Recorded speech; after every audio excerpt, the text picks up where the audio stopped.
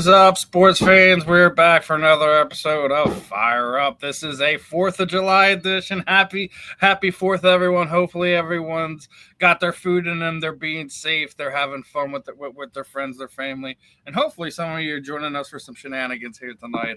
Obviously, not the normal crew. Scott and Katie will be back Sunday.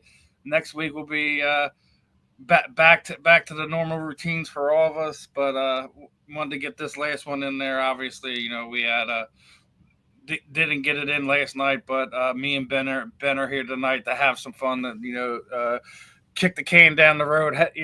Shoot the shit, so to speak. So first and foremost, brother, how was your 4th? How was the food? How was the family, my friend?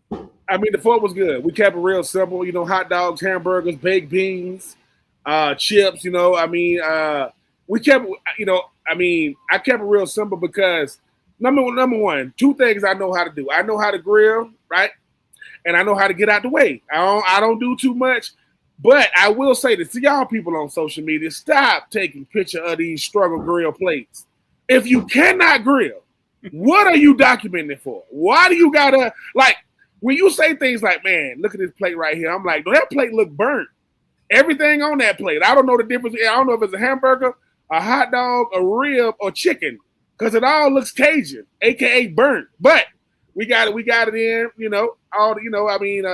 My kids, man, they simple, man. I mean, hot dogs, hamburgers, chips, baked beans, something to drink. Thank you, God bless, and good night. And we'll. I mean, my wife will go all in with the potato salad sometimes, with the mac and cheese, but kept it simple. You know what I'm saying? Hot day. It wasn't really no good time to get out there and grill unless you did it in the morning. We caught that heat in the afternoon, but incredible. Listen, another day above ground is always a good day with me, Steven. So hey, man, enjoy the 4th of July. How was yours, sir? About the same, man. Kept it simple, and just me, mom, and the missus. Little barbecue chicken wings. Little potato salad, burgers, dogs, the normal stuff, the simple stuff, the fun stuff, my friend.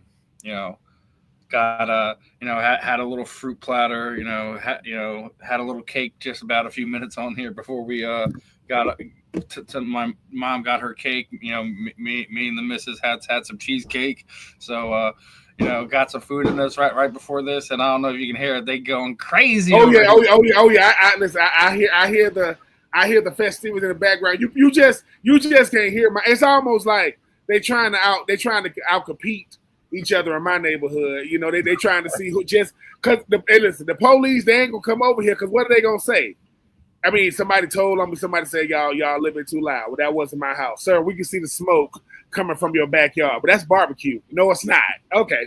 Well, I have a friend, me and my girl have known for over 20 years. Every year he goes right up to the park. That's like a 5-minute ride from here, and he sets off more than a couple grand's worth of fireworks. It goes on for almost a good half hour. By the time he's got the police calls timed out perfectly. By the time they get there, everything's already done. Yeah. All right, cool. Listen, a couple of grand of fireworks. You better shoot them off. You better shoot off every last one of them. That's what's up. Yeah, he does it the right way, and he makes sure that everyone in the neighborhood know. He gives them a time, listen, be going out there at 9:15, so make sure you're all ready. Make sure you got your kids up there because we in, we out, we going. and plus he's saving a bunch of the Patriots money. They're like, Daddy, we getting some fire? No, we going to pay 9:15, man. My homie gonna hook it up. We gonna watch it. And then I used to throw him some money and do stuff separately with the kids, but you're right, man. What's the point of it now? He's literally got a trove over there. I mean, he makes some of these pop-up stores jealous. So there ain't no point of it. But want to get into it. Want to get in the habits of fun. We're gonna get right into this one first and foremost. Obviously last weekend was Jake Paul's real first fight against a legit boxer. Obviously everyone talks about the Tommy Fury fight. That feels like it was 10 years ago at this point in time. But yesterday the news broke that he has been detained by ICE, and potentially, being processed for accusations at this point in time. It's listen, we're in a real weird time. I don't know how he just has a boxing fight last weekend, and all of a sudden we turned around here less than 72 hours later, and he's being detained by ICE. I have an issue with this whole thing. Like, I don't know if the accusations are true.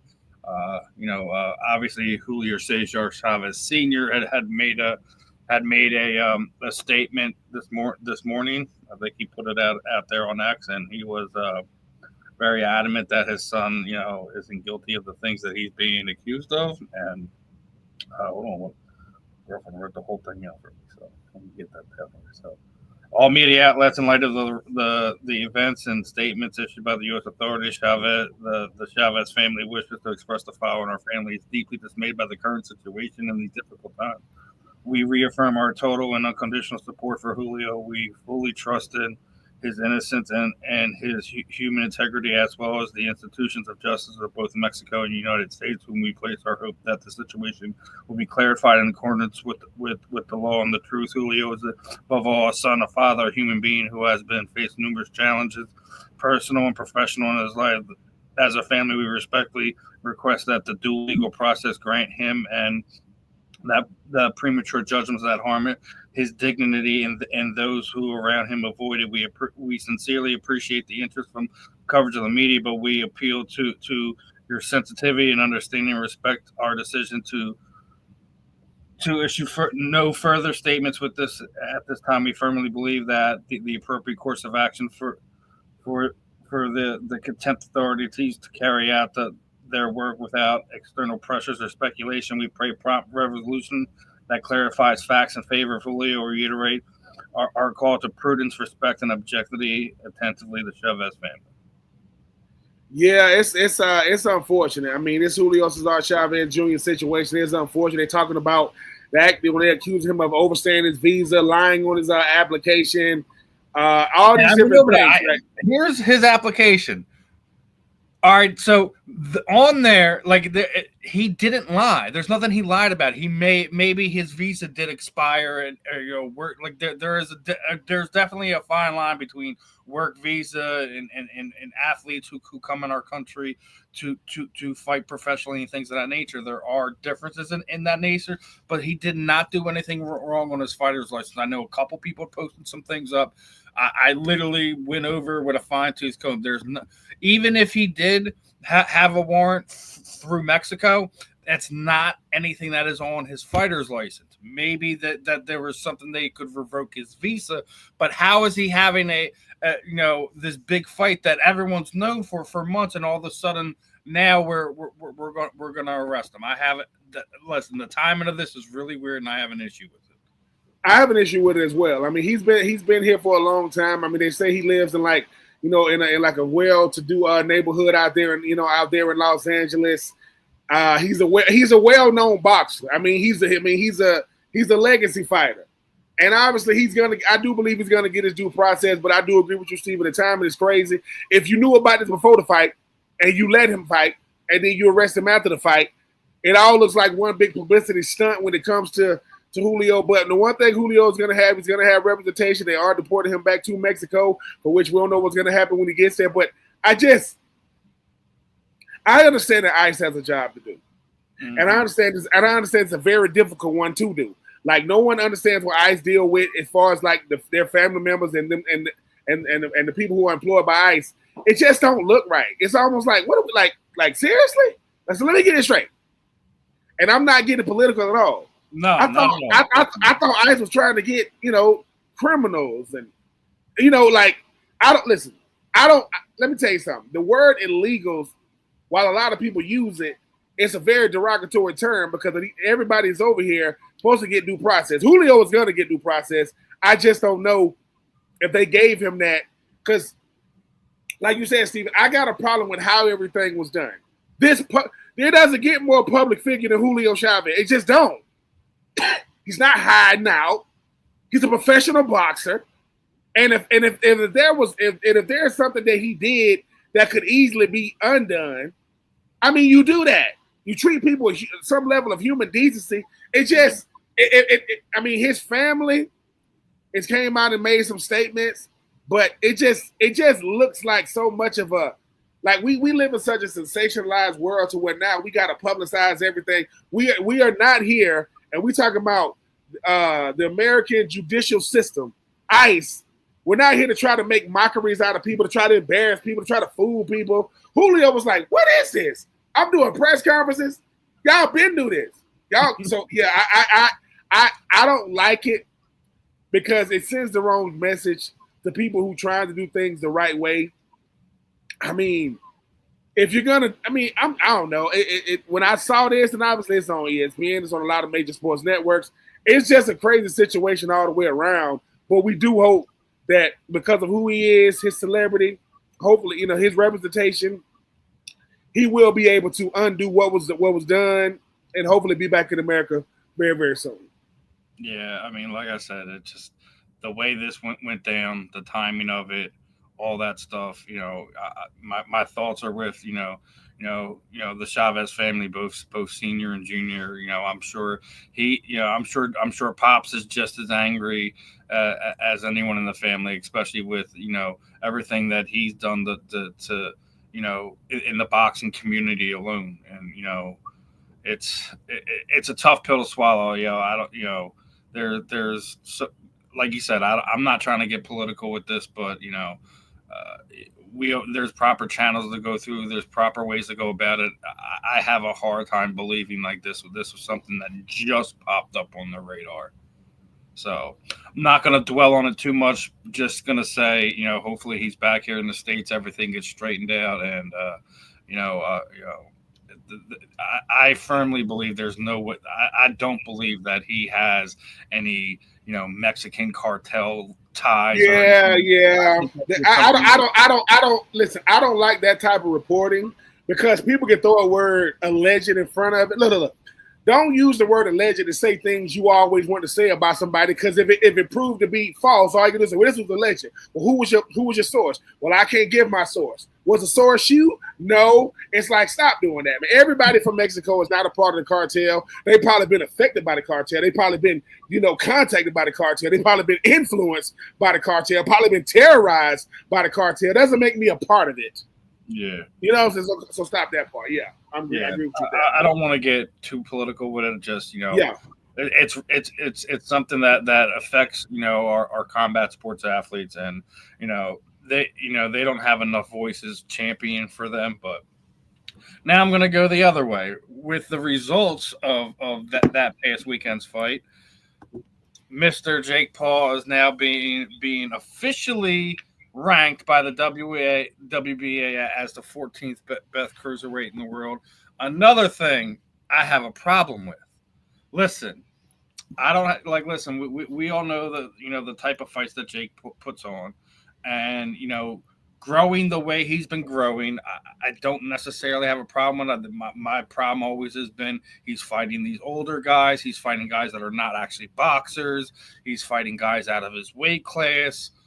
So if he's already had 10 fights and only 2 of them have actually been against actual professional boxers, and this one is the first time and Chavez is not a true cruiserweight either.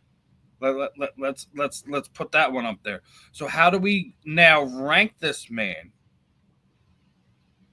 And he's only had basically 2 fights against actual boxers in the last 5, 6, 7 years. That's kind of my problem with this. It's like one of those same things like when when we're talking about like the bigger combat sports, guys retired for 5, 6 years and he automatically gets a title fight just based off his name. I have problems with these things. Like there are some guys that like to come into the sport. They disappear to go to you see boxers coming into MMA. Not 9 times out of 10 when they go in there, they're not fighting for a world title. They're fighting against a young contender or a guy that it's kind of built his name. So I have a problem that we're only 2 actual boxers in, not a single guy fought at cruiserweight, not a ranked guy, not an upcoming guy at cruiserweight, and now we're ranking. This is I had a disagreement with another knucklehead on TikTok. This is why I say boxing is dead, because it's corrupt to its core. You cannot sit there and tell me he's ranked now when he hasn't even fought a cruiserweight in any way, shape, or form, regardless if they fought at cruiserweight when the fight was sanctioned. I have a problem with this. I love the other things that Jake does for this sport. He is trying to help the sport grow in a way where fighters are not always going to have these great avenues. You have promoters that hold guys in, and they have their favorites and things of that nature. What we're going to see here in less than a week or two, we're going to see Amanda Serrano and Katie Taylor fight for a third time on Netflix. There's going to be a bunch of big fights on there. What he's doing as a promoter, we can't take that away from him. I won't take that away from him. That's something he works for. That's something he is exceptional at. This you can't get me to buy into this. So I know you're not the greatest combat sports aficionado, but I know you know enough about boxing to know this ain't right, brother. It's not right. It's not right for so many reasons. Number one, in order to be ranked in the WBA, WBO. Were you an amateur fighter? Did you come up in amateurs? No. You know how many fights you have in amateurs? Too many to name, right? Jake Paul is taking advantage of the times when he's a social media superstar. He's a big time influencer. Him and his brother, you know what I'm saying, have really, really made names for themselves. But you said it though. This ain't no big card. This can get promoted through the avenues that he's built up through his celebrity and his fame. Jake Paul is not finna listen. Remember when Jake Paul's brother got in there with remember when he got in there and fought Floyd Mayweather, who was way past his prime? What happened to him? He's out there getting embarrassed. Mike Tyson almost 60 years old, man.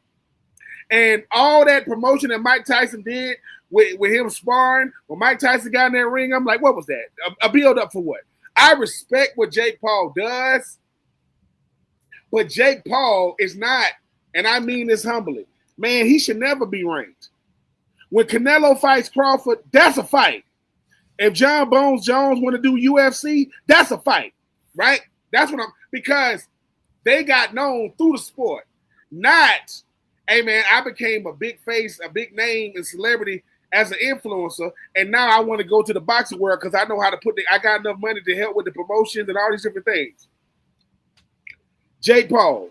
Two reasons why he will never ever be ranked. A fighter in his prime will not fight Jake Paul because to them they're gonna be like, dude, it's not worth it to me. I'm gonna embarrass Jake Paul. And listen, can Jake Paul fight? Yeah. Does that make Jake Paul a fighter? No. I'm gonna say that again. Anyone that's worth their salt that has called them out. You had Hasim Rahman Jr.'s call him out. Hasim Rahman, his pop was a former world champion. And was he the greatest one of all time? Absolutely not. That's a name in a fight people could respect. Even more so, we were just talking about him a few weeks ago. Just made his BKFC debut. Tommy Morrison's son, Kinsey Morrison. He's. I think he only has one loss in his professional boxing career, and more than half of them are knockouts. He looked a spitting image of his dad when he was doing bare knuckle last week. He's been calling Jake out for 4 years. That's a fight. I don't care if you sit there and says he doesn't have the numbers. You're trying to build your legacy to the point where people want to consider you legit. Jake, if you're ever gonna think that you're gonna legitimize what you've done so far, yes, you're learning on the fly against top level combat sports athletes, but you're not fighting ranked guys yet. No. You cheated your way into a ranking in this way, in my opinion. But look, like I said, the promoter part, he's. I think Al Bernstein said it the best. He thinks of it. He thinks of Jake Paul sort of how he feels about Clint Eastwood, a below average actor, but an amazing director and producer. He's top notch in that form. And I think Al hit that one on the head. He hit that one on the head. That Jake is a below average fighter, but he is a top notch promoter. he's going to have to do something major, continue fighting some of these ranked guys at your age, at your weight class, in order to have a lot of people like me, people like you, and other people out there in the social media world, in the boxing community, to make you feel different in it. What you just had Roy Jones Jr. said he's never going to be a world champion. So not Jake Paul is the real life Creed, and I'm talking about the Michael B. Jordan Creed. Like, he's the real life version of it. Like, because he came out of nowhere, and we get that his celebrity. He was a celebrity. Then he chose combat sport. He chose boxing, and then his brother tried to do it. Brother got humbled by Floyd Mayweather. Realized, dude, this is what. Listen, the best amateur boxer in the world would destroy Jake Paul if they put him cruiserweights who aren't ranked. If you put him in there, because boxing ain't something you can do in your spare time. Boxing ain't something that I'm passionate about. Boxing, either you do it or you don't do it. And for Jake Paul, he's a celebrity. Look, I'm not taking away his brilliance of promoting a fight, but that's not a fight that's going to be respected nationally, because people like, well, dude, people know you because of how you came up in the social media influencers, internet type thing. But that don't make you a boxer. Will real cruiserweights fight you in their prime? No. Because they're not going to get credit for beating you. Only you look good for fighting them. They're not going to get any credibility. Never in the history of any sport that you had to come up in were you respected by fighting somebody who's not in your sport. People say, you telling me Jake Paul is in the sport of boxing, but not for real. He ain't respected by boxers he ain't respected by, you know what I'm saying? Spence and Tank Davis and guys that did it. Because they like, dude, you know how hard it was for us to get there? And that's all we've ever done. We ain't never done nothing but boxing. So I respect Jake Paul, like you said, as a promoter, but come on, man. I remember when Canelo fought Floyd Mayweather. And everybody thinking, oh man, he's with Golden Boy Promotions. What did Floyd Mayweather come out and say? He said, how you gonna tell him to beat me? I beat your boss, Canelo. I've already beat him. Now this is a young Canelo. They was like, hey man, the young gun finna go against the veteran. Well, both of them was boxers. One of them was a veteran boxer. What did Floyd Mayweather do? He boxed the hell out of Canelo. He said, I'm a stick and move. I'm not going to stand here in front of you, because if I get caught, I'm knocked out. Now, Canelo is the veteran, and it's hard to beat him. Those type of guys will never fight Jake Paul, because no matter what, you know how it is, Steven, they're going to say all the right things to the public. But if you ask them real, they say, man, it's a gimmick, man. It's a waste of my time. It's a waste of all the years I put in. I can respect what he does, but that don't mean he do what I do. No. Him getting in the ring don't mean he do what I do. He gets to get in the ring because he's a good promoter. And look at who he's fighting. Once again, Jake Paul, brother. Now let's talk about who he's beating. Nate Anderson Silva. Right? You listen. Natural middleweight, 185 pounder. Tyron Woodley, 170 pounder. Nate Diaz, 170 pound fighter. Ben Askren, 170 pound fighter. Mike Perry, 170 pound fighter. You see what I'm talking about here? Yep. And like I said, where's the boxer on this list? Someone tell me where's the boxer's on this list. Exactly. We really going to go there? I mean, and here's the thing, right? Let me tell you what Jake Paul is smart enough to know. I'm going to take a bunch of knockout artists in combat sports, which is totally a knockout artist in combat sports does not compare to a knockout artist in boxing. It does not compare. I agree. Now, do we respect both? Absolutely. Nate Diaz is a knockout artist. Anderson Silva knock out, but Anderson Silva knocked you out in different ways. See, we talk about a knockout in UFC. It could come from a flying elbow, a flying knee. It ain't always with these, right? In boxing, it's got to come with these, or it ain't coming. You don't believe me? And I know we're gonna talk about him in a second with Conor McGregor. What happened when Conor McGregor stepped in the ring with Floyd? I'm telling y'all, it's a different. And here's the thing: that's what Conor's. I still think what made Conor special is his reaction and his hand-eye coordination. Is what made him special. why he had so many knockouts in his career. And yeah, we're gonna change gears here and talk about Conor in a second, because did you see what Trump announced today? He announced that for next year's 4th of July festivities, we are going to have a UFC fight at the White House. What? So of course, who's the first person to reach out? It was Conor McGregor. And obviously we know that just because of the simple fact that him and Conor, have been talking. He's trying to run for president there in Ireland, but the only fight anyone wants to see at this point, it has to be the fight that hasn't happened yet, and Michael Chandler. That would be like my initial thoughts if that does happen. If that's what's going to happen, Conor does finally return. A year from there would probably be more than enough time for him to kind of get himself in fight shape. Dana White has kind of already said he loves the idea, would love to bring Conor in for a fight like that. But man, has that ever happened? Had a major fight promotion and the president of the United States said, "Hey, let's do it at the lawn of the White House." I don't think that's happened since like the early days. Yeah, and it wasn't a promotion; it was just two knuckleheads having some fisticuffs. Yeah, I mean Donald Trump.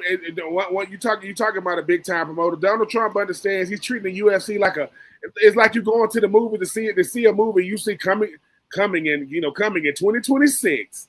4th of July, UFC, Washington, D.C., on the White House lawn. Look, two things. I think Trump tries to have different type of – he wants to have a different type of legacy because he's not a politician. He's the president. He's like, look, man, I'm going to do things differently because, I didn't come up in politics. I wasn't in the House. I wasn't in the Senate. I didn't come up as a governor or a mayor.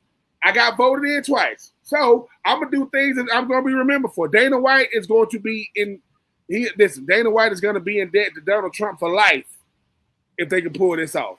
A guy like Conor McGregor, he understands. Look, if I'm standing next to the current president, how y'all not gonna vote me president of my country? So I get it, but and they're gonna blow it up. Donald Trump said, "Look, man, he rolled to the beat of his own drum. He doesn't care about what much of anybody thinks or says about him."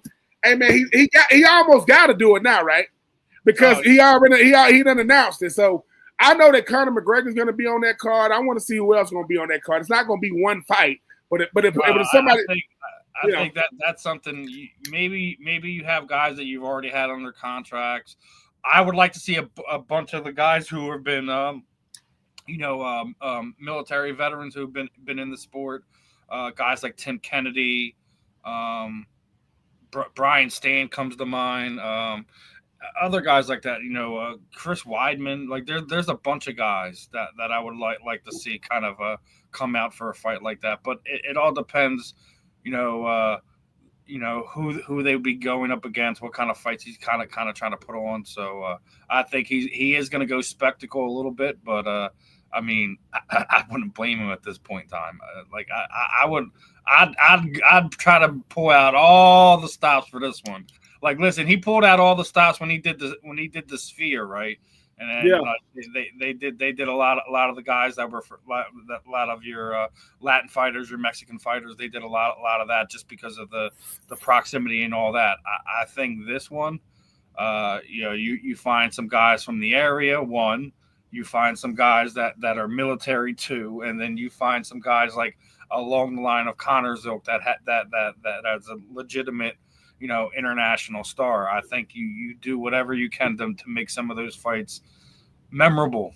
Like listen, that I guarantee you right now that a year from now, that's where everyone's going to want to be. Is going to be watching that UFC fight. Regardless. I mean, it's the 250th anniversary of our fair country, and what better way to top off the 4th of July for the 250th anniversary, but good old combat sports fight on the lawn of the White House. if Conor McGregor's going to be there, Ronda Rousey going to have to find a way to make an appearance. Amanda Nunes going to have to find a way to make. They might not fight, but they're going to have to show their face that day. Because I think what happens with a fight like this, You bring out the legends. The legends don't got to fight, but they come out. They come out because it's gonna be. Yeah. An event like that. It's almost like Donald Trump is putting pressure on future presidents to say, we understand this about policy. We understand this about, different things to help the American people. But what kind of events?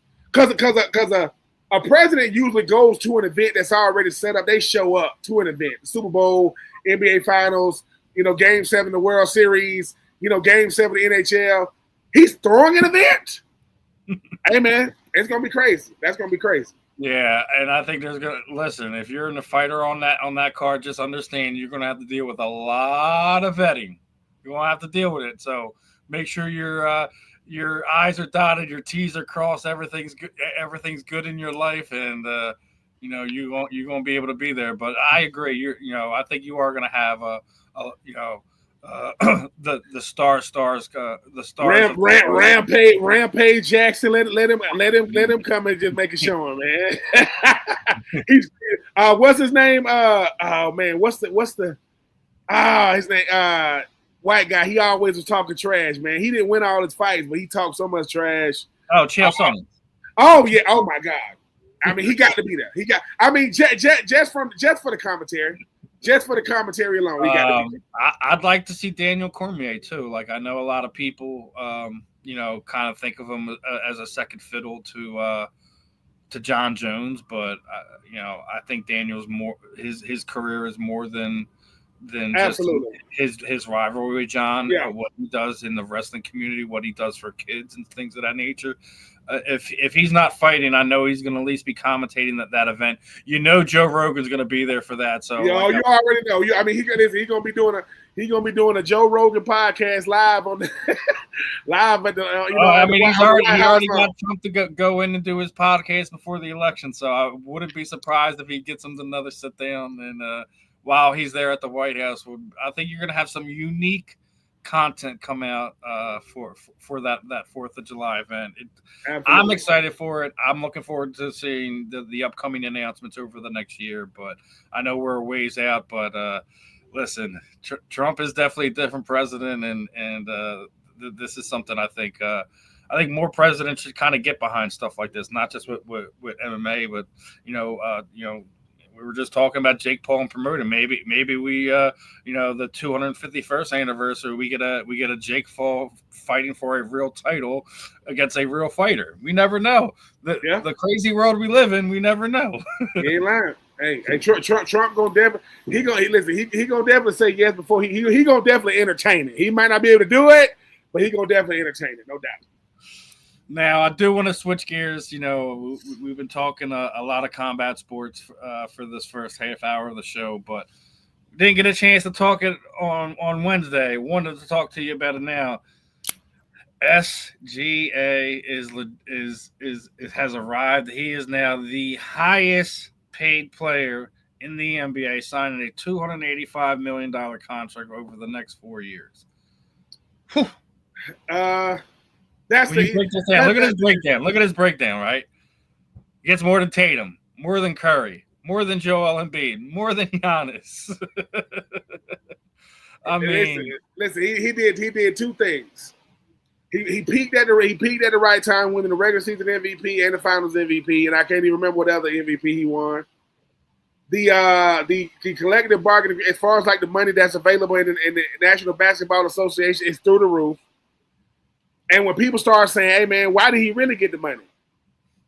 He's the face of the NBA. Over Tatum, I'm not saying he's the only face, but he's definitely one of the SGA. Think about this. What makes a superstar in the NBA? One name. Now he got SGA with Giannis, LeBron, Steph, KD, Westbrook, Harden, and the list goes on, right? To be a superstar in the NBA, you have to win the championship. I'm gonna say it again. To be the face and the superstar, because you can be a superstar without winning the championship, but to be the face, the world respects championships, and it's when you do it and where you do it. With the Oklahoma City Thunder, when they had KD, James Harden, and Russell Westbrook at the same time, and and it couldn't have happened to a better dude. I mean, he's been in the MVP race like the last 2 or 3 years. Obviously lost to Jokic was able to get over the hump this year, prove, and played his best basketball when it counted the most. I mean, what did everybody say about Steph? Steph won Steph won 4 championships. How many Finals MVP he got? 1. The most recent one, he won his 4th championship. Who had the other 2? Andre Iguodala, Kevin Durant. Steph had to prove, 1, I can win without those dudes, and 2, I can be the best player on the court without those guys. SGA has been one of the best players in basketball for like the last 2 or 3 years. He finally got over the hump this year. It wasn't easy. I do think Halliburton is going to be back. I don't think he'll be back in 2026 because an Achilles tear going to take a long time. But yeah, I think that's the easiest contract ever done. I mean, $285 million. Sign him up. I mean, he is the face. And dare I say, OKC, man, we talk about a small market media town city. But now they got the best team in the NBA. So hey, man, shout out to SGA. Get your money, young man. 2 things I should have done: learn how to shoot that jumper, or learn how to run them bases, man. Because baseball and basketball, my goodness, man, back the truck up, back it up. Yeah, these guys are getting it right now, man. It's an amazing, like, everyone, like, we do complain about it just because you hear a lot of guys are like, oh, well, they need to shorten the season down. They need to do listen. Man, you ain't shorten the season down. I just seen the CBA for hockey. They've added 2 more games. Right? The CBA for hockey, they just added more games. So, I mean, you guys get paid more than just about any. I think the only sport you get paid more is baseball, and that's just simply because they played 162 games in a season, plus what they do in the playoffs. If you're one of those top teams. So, but yeah, we were talking about it before. Like we need new stars, new faces in the WA. I believe SGA is only like 20, 26, 27 years old. Yeah, it's exactly what you want. You need a guy like this. You need that blood, that new blood in there, because we ain't gonna see LeBron in there too much longer. We're gonna get to him in a minute, but it's a good thing to see. Not only him getting his accolades, him getting being the highest paid player in the NBA at this point in time. Regardless if you agree with it or not, he's paid his dues over the last handful of years. He's been at the top or in the running for MVP of the league.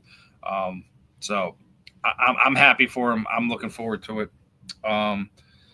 What are your thoughts on the potential remaining free agents? I'm going to throw this one in there, my friend.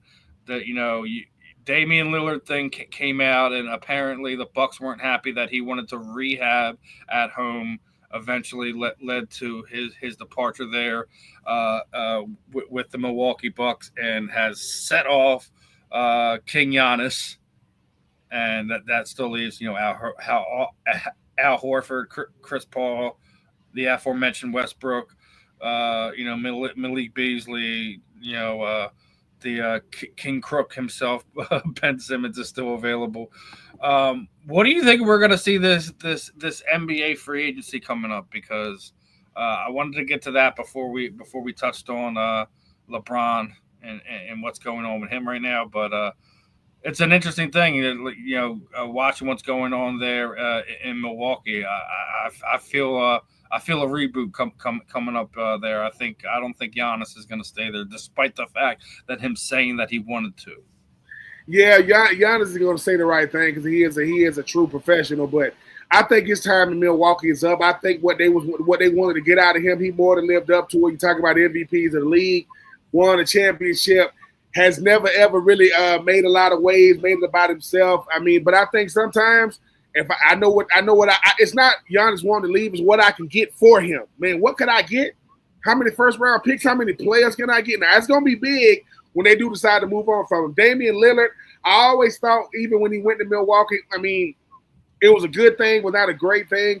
When you got a ball dominant guard like him and did it coming off an injury, it was gonna be hard for him to stay. Al Horford, I mean, 2 years removed from a championship with the Celtics.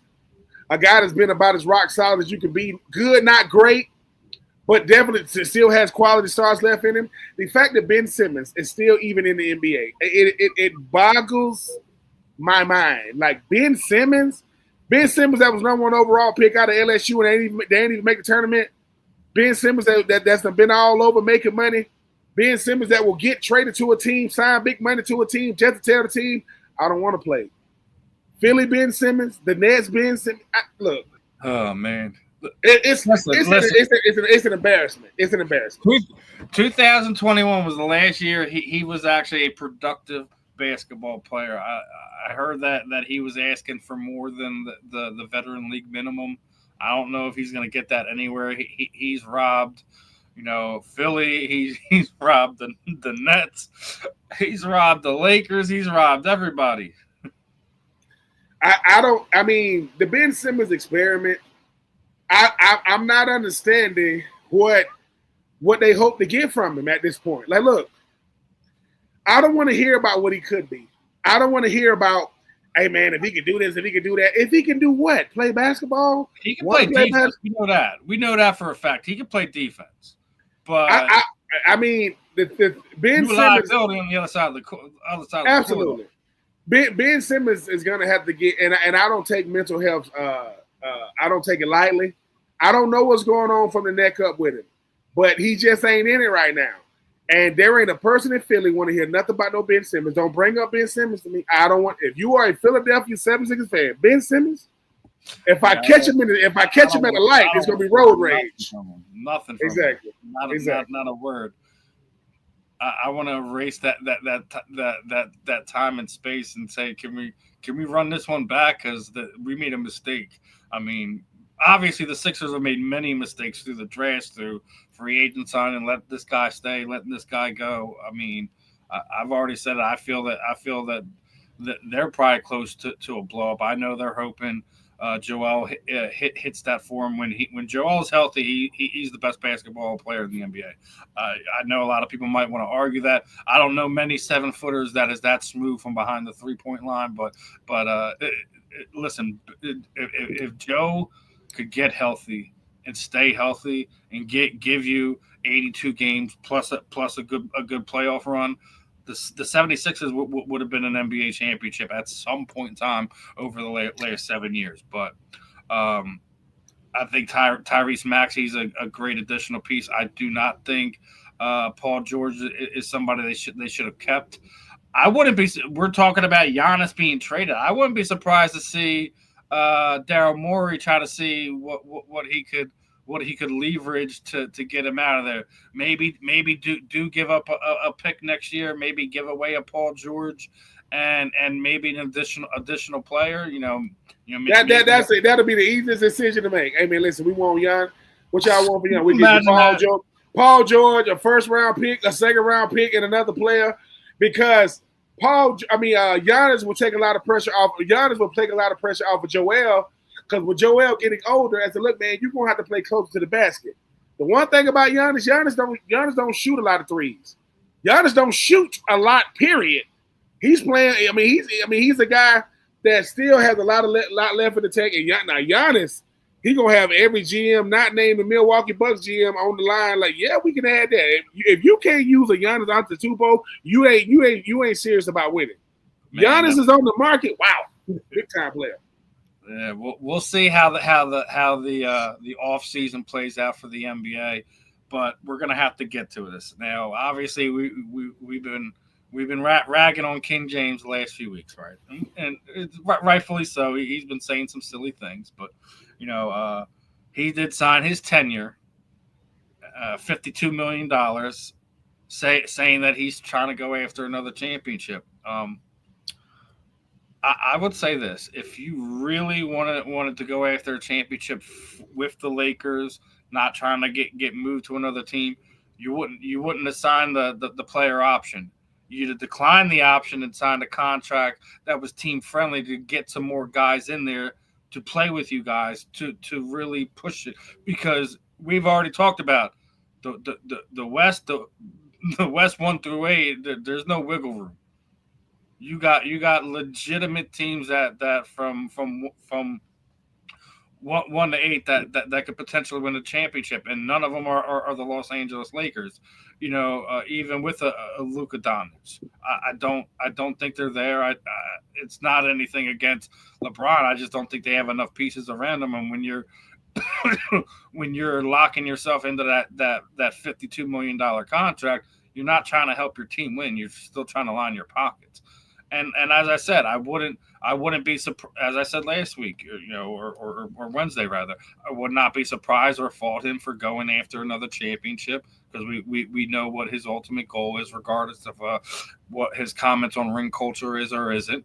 I think that is his goal, and I said it last week. I think the writing's on the wall. I think that the Lakers are trying to go in a different direction, regardless of him signing the player option. I think he's another guy. I think the right deal comes across the Lakers' table, that they wouldn't hesitate to move him as long as it gave them a piece, and they just signed a center. So now I think it's official. LeBron James has now officially been on the roster with the most number 1 overall draft picks than any player in NBA history. That's insane, man. That is insane. I think if he's really serious about that, I would not have signed the tenure. I would have declined it. Found something team friendly to make sure that you have the most guys in your locker room to help you guys win a championship. This is what your ultimate goal is at the end of the day, right? So make sure your team can do it. He doesn't need money anymore. So why sign the $52 million tenure? Am I wrong here? Am I reading this wrong, Ben? Tell me, brother. No. I don't think you're reading it wrong. I think LeBron wants to win one with Luka. I think LeBron, the Lakers get DeAndre Ayton, former number 1 overall pick, out of Arizona. It didn't work out, obviously, in Phoenix. You talk about Austin Reeves. You talk about Rua Hachimura. I think LeBron is saying this. He's saying, look, dude, I won with D-Wade, won with Bosh. I won with, obviously, you talk about, I went over there with Kyrie, right? Anthony Davis and Dwight Howard, I'm the reason why they got a championship. I want to help Luka win one, and then I'm gone. Because at that point, because Luka is the future. No doubt about it. Luka is the future for the Lakers. I want to win one with Luka. I want to win one with a guy like I got a true center, DeAndre Ayton. Austin Reeves is a nice guard. I think for LeBron is saying, look, man, I've already jumped from team to team, from Cleveland to Miami back to Cleveland to the Lakers. I think he's gonna end it with the Lakers, because at this point, Steven, he knows if I go to a new team, even if it's a good situation, they're gonna change up everything because of me. I don't even know if the guys that's in the building are gonna stay in the building. They add the center, like I say, DeAndre Ayton. I think LeBron at this point, no matter what he does, is gonna be highly scrutinized because he talks too much. Because LeBron says things that are unnecessary. LeBron brings unwanted attention and criticism when all you gotta do is play. Like, you don't got to say anything, LeBron. Don't talk about a ring culture. If you talk about certain people when it comes to the ring culture, talk about those people. That's the same. If it is a culture, you created it. You are the president, vice president, CEO, founder. You the HR manager. You the human. I'm just saying, like, you all of it. So I do think he wants to win it with the Lakers because he know how prestigious it is, and no matter what, he wants 5. He's not going to get to 6. He's not going to get to 5, really, but he wants to have 5 because he wants to be able to say, man, I got the same amount as Kobe, same amount as Magic, and those guys. But I do agree with you. At this point with LeBron, he's padding them stats. He can still play. LeBron ain't even came off the bench yet. Most of the time, you win out. He's still going to be starting.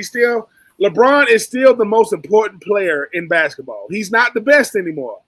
But he's the most important because everything he does, we gonna watch. It's like the Dallas Cowboys of basketball. We got to talk about them because it's the Lakers, because they're good for business, they're good for headlines, they're gonna sell tickets, they're gonna.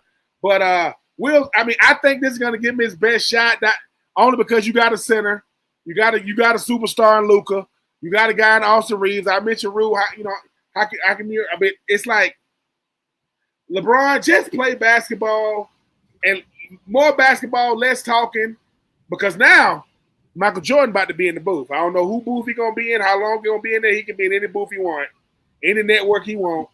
It's Michael Jordan, and he gonna have a lot to say about LeBron, a lot. So we might as well get ready. Michael doesn't know how to sugarcoat anything. He doesn't know politically correct. He just knows facts.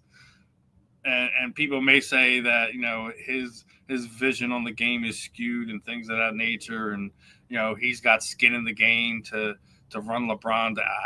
Listen. I said it as soon as they announced it. He better retire, and he didn't retire. So whatever Michael says at this point in time, people going a good portion, more than half of people who watch basketball are going to consider that God's word.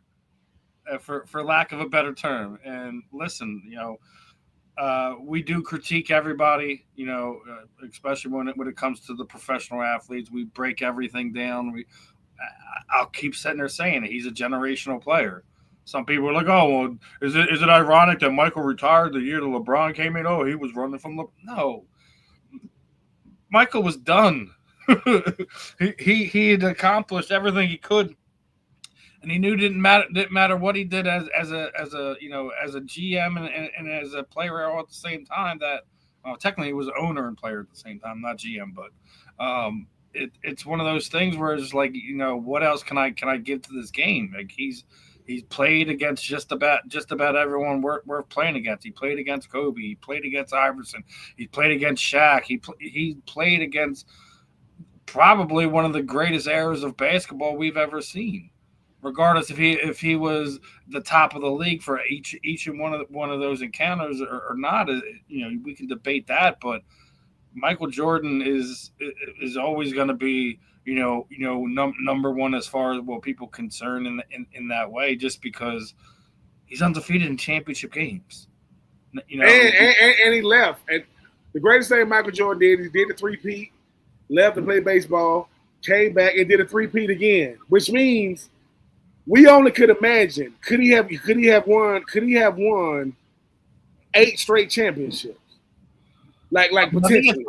The level of like that's what separates Mike in these conversations when we have, is LeBron a GOAT? I mean, he's a top 5 player of all time. And like I said, you can make arguments for other guys and maybe push them down. And as I say, like as we talk about all the time when I do these these Mount Rushmores, like there's so many different variables that we go into this. Like how do we properly digest all this stuff? But he's the ultimate competitor. It's not to sit there and say LeBron isn't. It's just how Michael went about it, how he did it. When he had his chances, he didn't falter. Was he always the guy taking the shot? No. He was smart enough to know when he had to take the shot and when he had to pass off. Like I'm sure to this day, John Paxson is probably thanking him so many times because people know his name because Michael passed him the ball and he had one of the biggest shots of his life. But that's what made Michael special is that the little things to know. Like to pass it here, to take the shot there, it's what separates them. And 6-0 in championship games. National championship didn't lose his chance there. 2 Olympics didn't lose his chance there. Did LeBron win all of his Olympic chances? No. See, this like I said, this is why there's slight differences. Michael was the ultimate competitor and leader. LeBron may be a competitor, a great competitor. A good leader wasn't a great leader, and we can have that discussion. I'm not saying that he isn't a leader, and guys don't look up to him and things like that. But it wasn't on Mike's level, and that's why he's on that different tier. That's why Kobe. Yeah, that's why Kobe's on that different tier. That's why I still sit there and say that LeBron isn't the greatest Laker of all time. No. That's not even a discussion. I mean, you talk about the greatest Laker of all, in my opinion, and there's nothing wrong with that. Like we're chasing this untainable, like he's chasing the unicorn at this point in time. Oh yeah. It's LeBron. LeBron is We'll never see another Mike again. We'll never see another Kobe again. We'll never see another LeBron again. Right? When you talk about their contributions to the game. What made Michael Jordan is two coasts used to dominate basketball. You had the Lakers with Magic. You had the Boston. You had the Celtics with Bird. Here comes this guy out of North Carolina, and here he is in the middle of America, right there in Chicago, and they're like, who in the world is this? And then here comes the Dream Team with Karl Malone, with David Robinson, with Bird, with Magic. And who's the best player? Charles Barkley. Who the best player? Michael. Michael was the best player on that team, bar none. Then you talk about what he meant to the National Basketball Association. Look at what he means to basketball culture. Look at what he means to the shoe culture. Look at what he means to shoe deals, exposure. Mike paved the way for a lot of. He done a lot of things for the game that a lot of guys get the benefit from. The worst thing could have ever happened to LeBron was being compared to Mike. Just don't do that. Even when Kobe was being compared to Mike, don't do that because that's a losing argument for anybody. The only person you can compare to Mike is Kareem Abdul-Jabbar. That's a conversation. You want to talk about the best? Now you can compare Kareem because Kareem, I think he won 5 or 6, and Kareem did it in college, won 3. Mike won 1. Right? Mike was the best player in college. Kareem was the best player in college 3 years in a row. They retired Mike jersey. They retired Mike jersey for Chicago. They retired Kareem jersey for high school. They retired the jersey for UCLA. They retired the jersey for Milwaukee. They retired the jersey for the Lakers. All I'm saying is this. The most unstoppable move in basketball is the sky hook. I don't know why guys don't want to do it. Get out your feelings, man. It's 2 points, and it's guaranteed. So, yeah, I do it. When it comes to LeBron, I will say this. LeBron gonna have to stop playing basketball for us to fully appreciate everything he's done. Because that's how Mike was. Michael Jordan used to have movies about himself, like "Come Fly with Me," Airtime. It's like, and all you're doing is watching him play basketball. He ain't doing nothing but what he does. I think for LeBron, it's the same thing. It's saying, look, I've never ever cared about GOAT conversations because, dude, GOAT is what they tell you. It's not what you tell them. You don't tell people what you were. They tell you what you were. When you're good at something, you tell people. When you're great at it, they tell you. And I think for Michael Jordan, The Last Dance, you know how many kids that had his shoes on their feet saying, wait a minute, Daddy, that's the dude I kept telling you. Michael Jordan was him. He's Himothy. His name is Himothy Jordan. You know what I'm saying? So, yeah, I do. Listen, if LeBron gets a championship or not, your LeBron, Steph, KD, y'all legacies are cemented. All you're doing now is trying to add to something. You've already done it. You can't do no more. But if you're going to do it, let your play do the talking.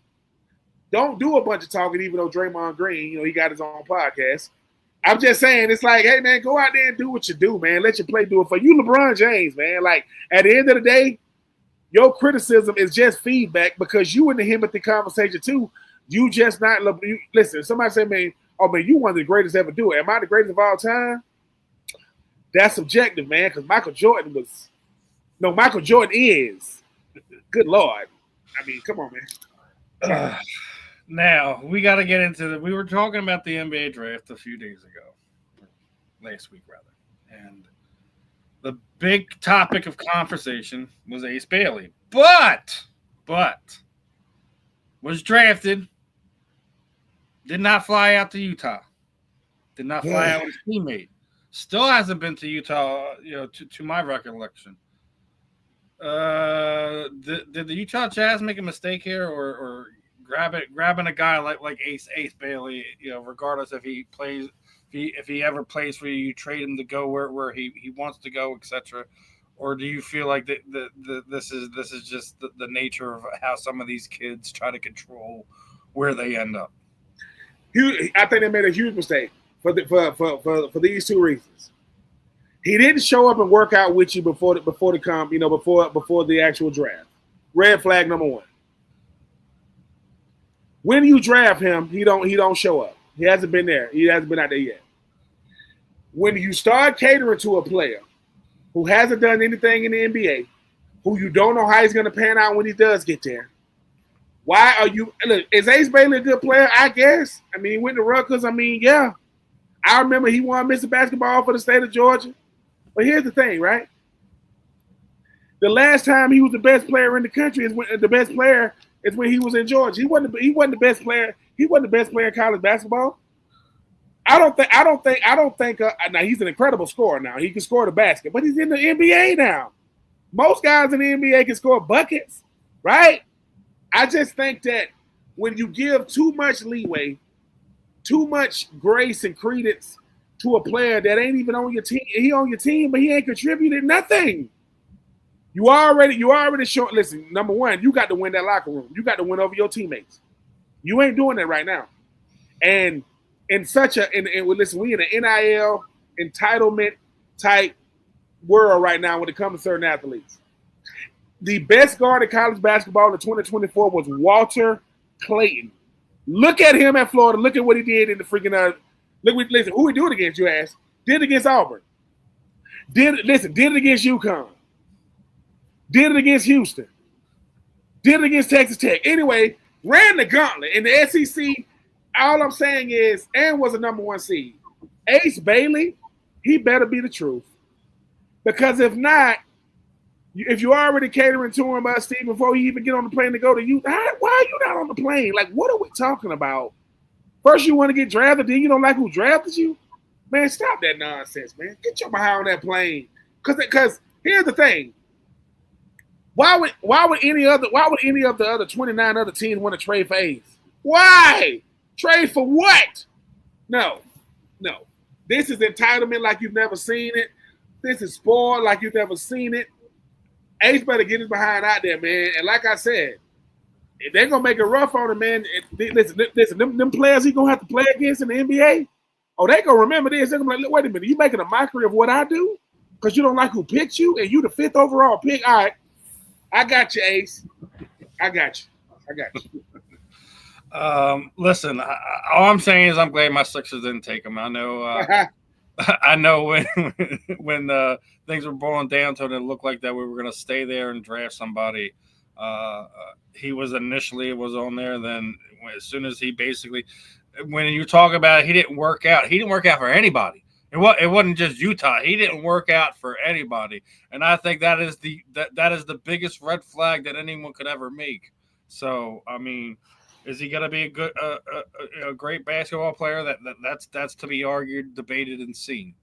So, yeah, I think Utah's got a mess on their hands, and yeah, you don't cater to somebody like this. You know, he's not.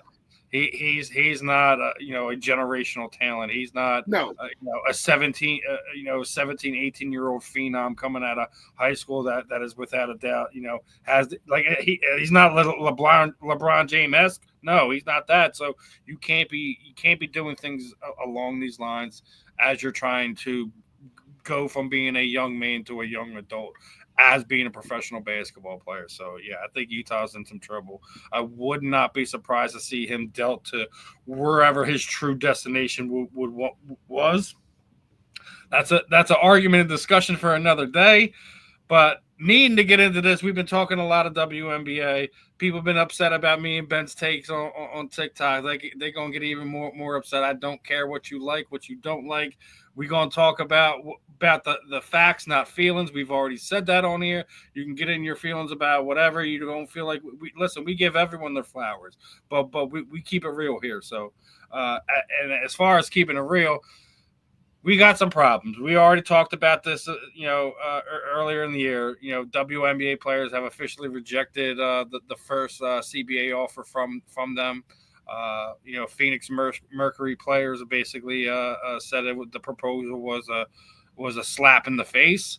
I don't know what we would call a slap in the face, considering the fact that we know like you guys are still in the red. You're still not you're still losing money, not making money, but you guys are probably at the last few draft classes you have injected yourself with probably the best talent that you've seen, and that's no disrespect to the Cheryl Swoops of the world that's come through. The Dawn Staleys of the world. Like, we can name off all these great players that have already came before. That's not to take anything away from them. I'm just talking about league wide. I don't think you've seen this much talent out of the female basketball players in some time. Obviously, we talk heavy on Caitlin Clark, on Angel Reese, and these are just two stars. These are two of the faces of the league at the time. I still don't think neither one of those two are a top 5 player in the league right now. I think they're somebody who is helping the league grow exponentially in a way they've never seen before. I think this draft class is even better than the one we had last year. Sophie Cunningham's been already putting it out there. Paige has been doing her thing. Like you're getting a great class of athletes right now, and I think it would be a monumental mistake to try to do a player strike, a union strike, however you want to word that, because you feel this offer isn't where you want it to be. I think as long as you guys are getting, a 5, 10, 15% raise on where your contracts are currently at, then I don't think it is a slap in the face. You're still doing revenue sharing from the NBA to keep you guys afloat. You're just in the process of expanding to almost 20 teams at this point in time. You're getting the growth.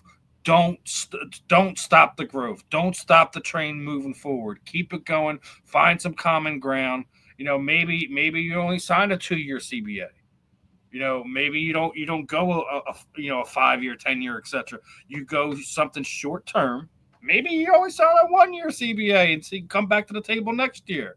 But don't sit there and cut off your nose to spite your face, as the saying goes. I think rejecting this one, I didn't get the actual numbers on what it was yet, but I want to get your thoughts on this. Me and you've already kind of lightly discussed this.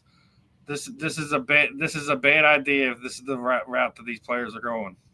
Yeah, popularity and productivity doesn't really equate, to profitability. And I think you said it best. I don't think the WNBA has ever been more popular than it is right now, right? I don't think it's been more eyes than it's ever been. But you got to make money.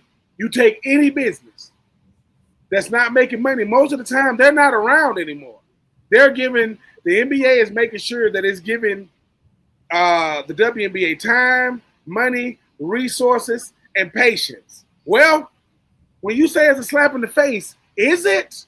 Because what you expect to get and what the numbers say we can afford to give you is two total different things. And I think sometimes, Steven, when you're not in these negotiating rooms, at these negotiating tables, perception is not reality. Bottom line is, we're still operating in the red. Now, I don't think they have to deal with regular flights. They get charter flights now. They're getting better. Well, everything you get is an upgrade, costs more money.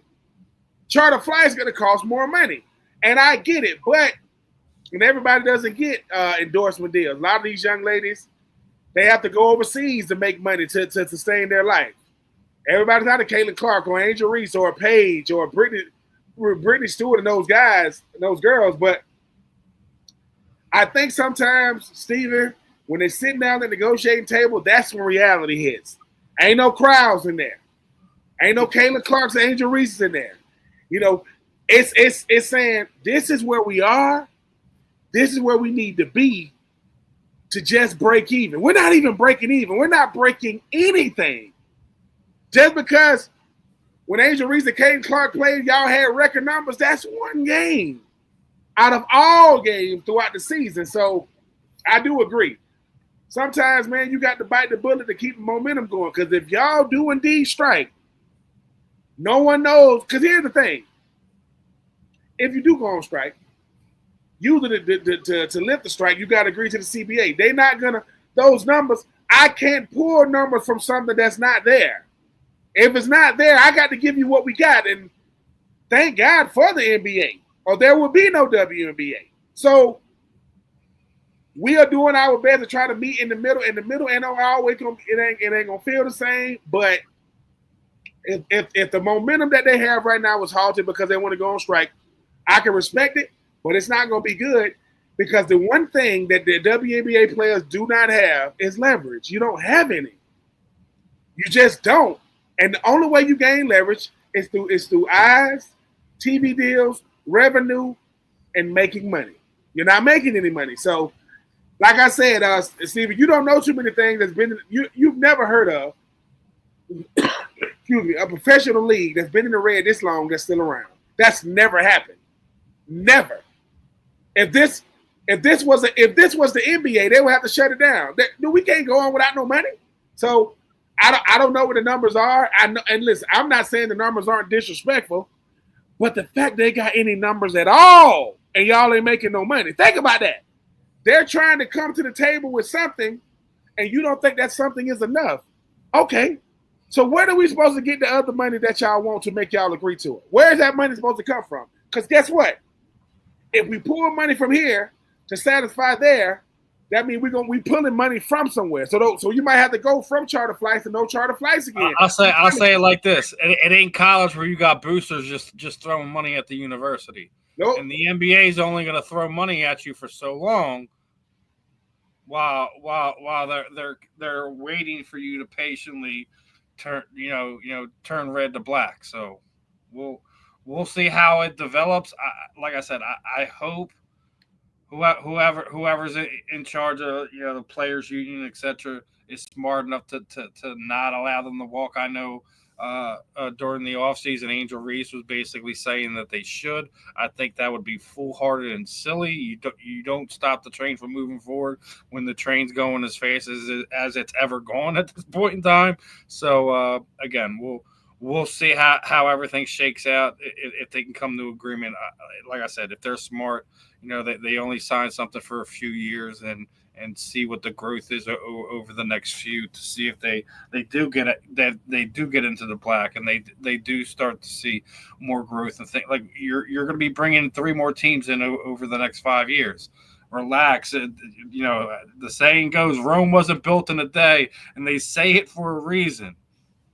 So, and don't be greedy like Rome was, and then watch it wither away after you built all of this free publicity, this momentum that you built.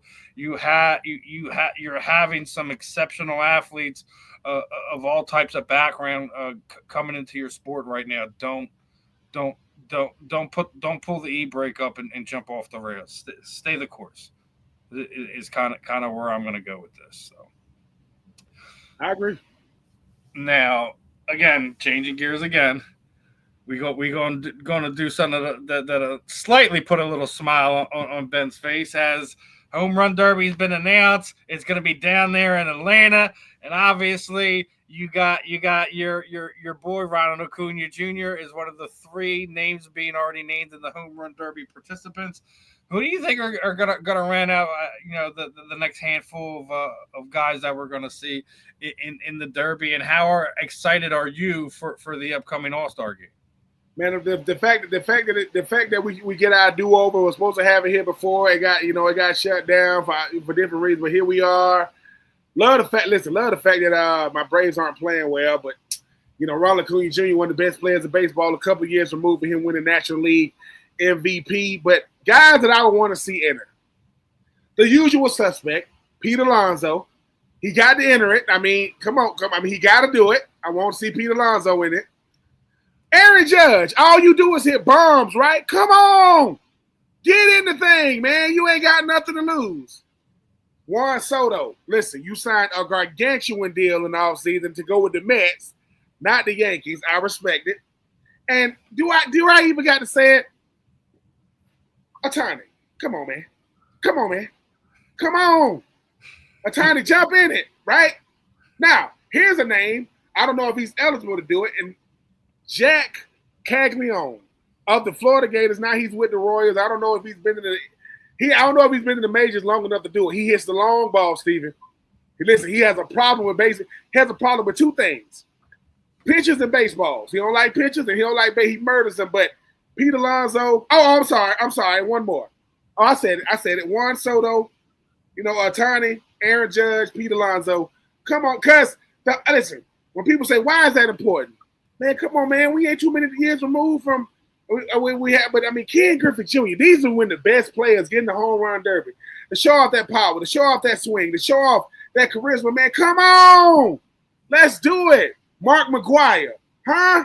Sammy Sosa, huh? Like that. The home run derby is the premier event in the All-Star. The All-Star game is incredible because you can't fake it, but the home run derby. I mean, Chris Berman, back, gone. Come on, man. Truist Park, Battery Park. For those of you who ain't never been there, go to Atlanta, go to Battery Park, go to Truist Field.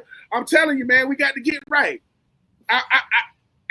The home run derby to me is prestigious because it ain't like the dunk contest where the best dunkers won't get in. LeBron never got in it. I don't know why he didn't get in it. You don't got to win it, man. I mean, sometimes it's just for bragging rights, but yeah, I do hope to see Pete Alonso, Aaron Judge, Ohtani, and Juan Soto jump in that thing. And maybe we'll get a surprise. But come on, man. Jump in the freaking thing. It ain't going to hurt. It's not going to hurt. I think it's slightly become like almost like a Madden curse type thing, right? Because a lot of these guys, they do the home run derby, and then all of a sudden after the All-Star game, their numbers just woo. Is kind of, I think, why a lot of guys are starting to stay away from it. But I totally agree with you. When we're talking about the All-Star game, it's almost the actual game is almost irrelevant. The only thing that the fans want to see, even the players want to see, is who's going to enter in the home run derby and who's going to win it. I am just grateful that none of my Phillies get in. I don't want to see Kyle Schwarber in it. I don't. I think we seen Alec Bohm in it last year. Don't want to see him in it this year. He finally got his swing going right. But I think that's what it is that when you do the home run derby, it kind of changes the way you're looking at things, changing the way you swing at things, and it does affect you moving forward. And slumps are real in baseball, man. It is real. So for me saying who I want at it, I just don't want the Phillies to win it. Let Ronald Acuna win it. Let him add another trophy to the trophy case. He got the MVP. He's got himself a World Series title. Well, let him get the home run derby championship now. I mean, listen. He been. Let's see. I mean, I'm looking here. He's been in home run derby, I think like 3 times, but he was in it in 2022 and he won the MVP in 2023. I thought people were like, look, he won the NL MVP. That's the same year Bryce Harper said. Well, 2024, he said, no, that same year Bryce Harper said, I think Ronald Acuna Jr. sucks. But then he came back and said, man, I was just talking, man. I don't mean that, Yeah, but listen, it's we already know what it is. It's mental warfare. Like, of course, these guys can't really do. Like, I still think the playoff when after he hits the home run and he just points at him. I think that was one of those moments. It's like, all right. Like it's moments like that is kind of what makes baseball cool. But I do think we do need to get a little bit more star power in there. I'm with you with getting Ohtani in there. I think that would be cool. I don't know if he will or won't, but it is the premier all must watch event when it comes beautiful. to Major League Baseball's All-Star game. It's the only thing that is saving them in that aspect. And actually, I want to go further back more. I want to see them keep their uniforms. I don't want to see an All-Star game uniforms or anything like that anymore. Go back to how it was. Let them play with their uniforms. Like hell, the last time I remember watching the All-Star game was when Randy Johnson buzzed John Kruk, and John Kruk was like, "No, I'm good. he was swinging defensively after that. Like, we don't have these moments anymore in the All-Star game, and I think it's why I think the home run derby has taken prestige over the game. Make the game important again. I agree. Like, you can't fake it in baseball. It's not like the flag football that they've done to the Pro Bowl. Me and you've already talked about how you fix that in football, but it is the premier event for All-Star Game weekend, and I do hope we get a little bit more power to it. I would like to see an Aaron Judge. I would like to see a Juan Soto compete as well. I don't know if they will, we'll see how it all shakes out. But I'm definitely excited for the home run derby, as I always am. So definitely wanted to put that one out there for you. I wanted to get your thoughts on that one. But getting into some football stuff again, it's that time of year where we're doing lists. Let's do it. I'm not doing it. We got about another month or two before we talking about potential, like who's going to win divisions and stuff like that. We still have to see how these rosters look before we can kind of get there. We're going to have some fun times getting to that as we get to it. But we've been harping on the position battles and things of that nature. I wanted to get your thoughts on a couple different things. We're going to get to the wide receivers list in a minute, but I want to hear who are some of your top 5 meanest players that just in general. Yeah. In general, we're not. It doesn't have to be this generation. We can just be talking about all time. Now, you can even have your own personal list of who are just the meanest guys you've ever played with. And I'm going to do something for you. I'm going to handicap you. No safeties. Oh, no safeties. No safeties, man. Oh, hold on. I got to. Okay. No. Okay. I mean, if you got a bunch of them, no. I like that. Okay. So my two honorable mentions before I get in the top 5. All right. That would be Brian Dawkins and Ronnie Lott. That's my honorable mention. I would put all of them that's why I took it away from myself, because I would go Brian Dawkins, Ronnie Lott. We can throw Ed Reed in there, Steve Atwater. Like we can go with a 5 for 5 list of safeties, and that's why I did it to myself too. So, okay, my top 5. I'm going from 5 to 1. My number 5, when he played, Adamagan Suh. Adamagan Suh used to scare people to death. Coming out of Nebraska, man. Like, listen, his name is Adamagan. I can say it. I cannot spell it. Adamagan sounds like a dude that don't play games, man. Like, what is his name? His name is Adamagan.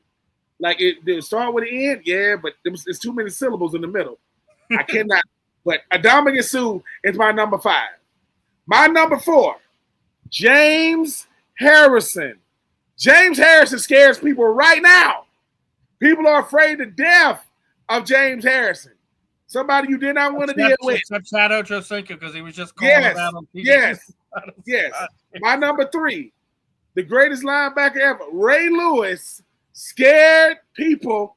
He was everywhere. I got a chance to play against Ray Lewis twice. It was not a good time. My number 2, oh my God, Aaron Donald. Good Lord. Like, where did this dude come from? Where did Aaron Donald come from? Like, that's probably the greatest 10-year career you're going to see from 9-time first-team All-Pro, 2-time Defensive Player of the Year, won a Super Bowl, freak. And my number 1 scariest player, I mean, surprised to no one, Lawrence Taylor is the scariest football player to ever put on pads, because he created two positions. Outside linebacker, now your left tackle better be nasty good, because he's coming. Lawrence Taylor, number 1. Aaron Donald, number 2. Ray Lewis, number 3. James Harrison, number 4. And Adamagan Suh, number 5, with my honorable mentions being Ronnie Lott and Brian Dawkins. I like it, brother. So I'm gonna go a little bit different. Obviously, your number 5 is on my list, right? But I'm going to start with an Eagle. I'm going to absolutely start with an Eagle. It's Concrete Charlie. It's Chuck McNair, one of the few guys that was a Pro Bowler both ways. He was a Pro Bowl linebacker. He was a Pro Bowl offensive lineman. It's one of those rare things, and he was mean. He was nasty. He talked to you. He talked crap to you, and there's not much you can do to say that one. One that no one ever mentions, he wasn't just mean. He was dirty. He was nasty. Another former Eagle, but that's not where he was remembered for, Mr. Bill Romanowski. Yes. Big old nasty Bill, right? Wild Bill. He was Wild Bill Romanowski. He was known more for his time with Denver and his time with the Raiders, but yeah, he was nasty. Everyone forgets about he played in San Francisco, man. He was part of championship teams. He was. There. Wild Bill, man. Wild Bill was nice. So, Bruce Smith, Yeah, I mean the 200 career sacks. 200? Come on, 200. Wow. Now, obviously, Ndamukong Suh's my number 2. Listen, Ndamukong was a different type of I still love the stuff Brady used to talk about him. He was trying to talk him up. He was like, "Stop talking to me. You ain't my friend. Like, we ain't cool. I'm gonna take your head off, boy. What are you talking about?" And you didn't mention him. I'm going old school Dick Butkus, man. Yeah, man. I gotta go. Yeah, man. Dick, but I mean, listen. I mean, and guys, we didn't mention, man. Mean Joe Green. I mean, his name is Mean. Deacon Jones. Jack Tatum. Oh my God. Jack Lambert. Yeah, Jim I mean, Brown, Mike Singletary. Oh my God.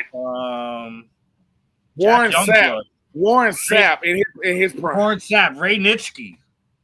Oh my God, yeah. I mean, it was some players, man, that just you Jason already knew it.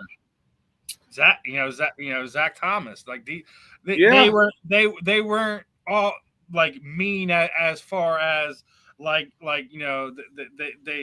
just had this mean demeanor.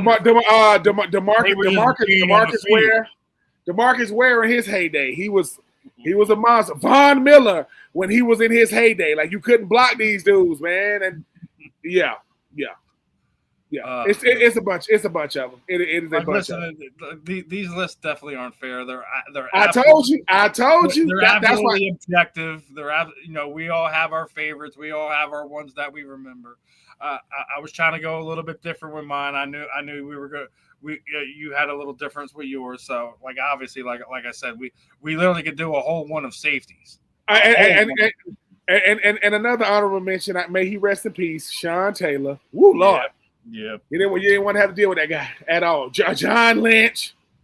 There's a bunch of them, man. It's a bunch of safeties, man. Them safety Earl Thomas, Cam Chancellor. I mean, there was a bunch of them. They would knock your soul out your body, and your soul will walk out the stadium, get in the car, and drive home.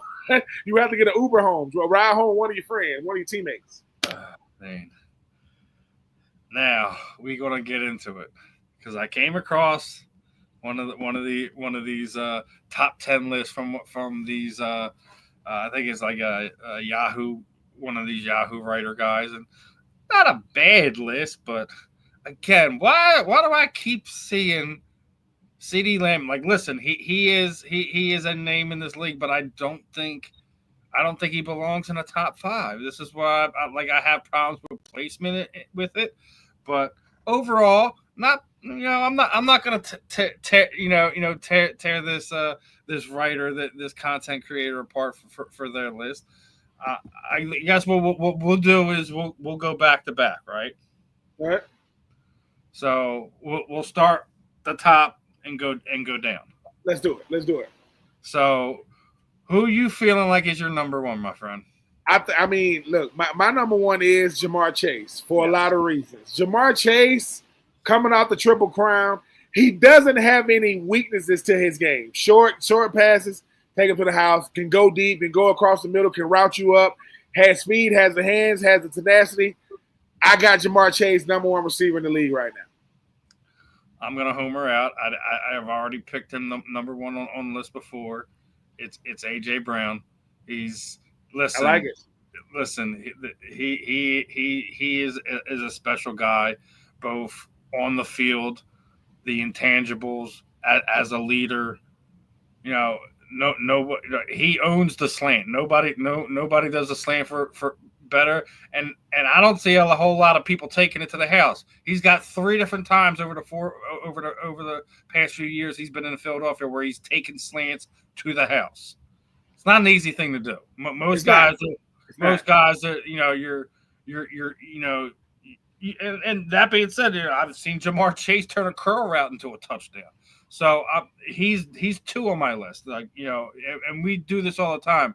Jamar Chase and AJ Brown's, 1A, 1B. Hell, we could even make an argument for the next guy would be on my list. Would be 1C, but you actually have to give him a ranking here. AJ Brown's my number 1. You'd already set him as your number 1. He's my number 2. Is Jamar Chase. Who is your number 2 on this list? My number 2 is AJ Brown. I mean, I think that AJ Brown for everything you just mentioned, because AJ Brown can do. He's the meanest receiver in football. He plays football with an edge to him. He don't like DBs. He don't like the fact that the Tennessee Titans didn't think he was worth 20 mil. He's like, I'm worth more than that. Want to give me 17? I think AJ Brown can route you up. He's the number one guy. He can play on the outside, play in the slot, blocks. He nasty. I mean, AJ Brown is a complete package. Yes, sir, he is. And the guy that was almost the Eagle is my number 3. It's Justin Jefferson. Yeah. There's not much that the guy can't do. It's unfortunate he's stuck down there in Minnesota, and you don't know what's going on with quarterback. You don't know if JJ is going to be the real deal down there, or if they're going to be in trouble. And they're in one of the toughest divisions in football. I still think Packers, Vikings, Bears is going to be an interesting division. I'm forgetting about the Lions. Look at me like being a knucklehead here. That division is nasty right now. So it's always fun, but Justin Jefferson's my number 3. Who's your number 3? He's my number 3 as well. Justin Jefferson. I mean, that dude. His goal is to route you. His goal is to make you look bad on Sundays. He can route you up. He can run any route. I mean, he's really. Listen, man, he's a silky smooth route runner, really nice at the top of his routes, comes in and out of his breaks, and he want to do you dirty. So, yeah, Justin Jefferson is my number 3. Now, my number 4, I am going to go in my division. Scary Terry McLaurin, man. He doesn't get enough love. He's trying to get his contract situated down there in down there with the Commanders. They better keep him. Because if not, you're going to have a very upset young man in Jaden Daniels, because he is a top 4, top 5 wide receiver in the NFL. You can argue all you want, man. Like they call him Scary Terry for a reason, because he's got DBs dropping a loaf off in their pants because they don't know what that guy's going to do. He's another one of these guys that he can beat you over the top. He can beat you over underneath. He can run you. He can run circles around you in the middle. He's dangerous throughout the route tree, inside, outside. He can beat you any way he wants to. It's all a matter, of how everything kind of plays out. But he's my number 4. What do you got for me, Ben? My number 4, coming out of Detroit, Amon St. Brown. I mean, he's redefining what you could do in the slot, because he does everything. I mean, he's obviously not going to kill you, down the seam. But you're talking about making money inside the hash, inside the numbers. Every time they need a big play, they ain't going to James Williams. They going to Amon St. Brown, first team All-Pro Amon St. Brown, who knows every single receiver in his draft. They got to take it over him. I just like the way he blocks. I like the way he plays football. My number 4 is Amon St. Brown, Mr. Route you up in the slide.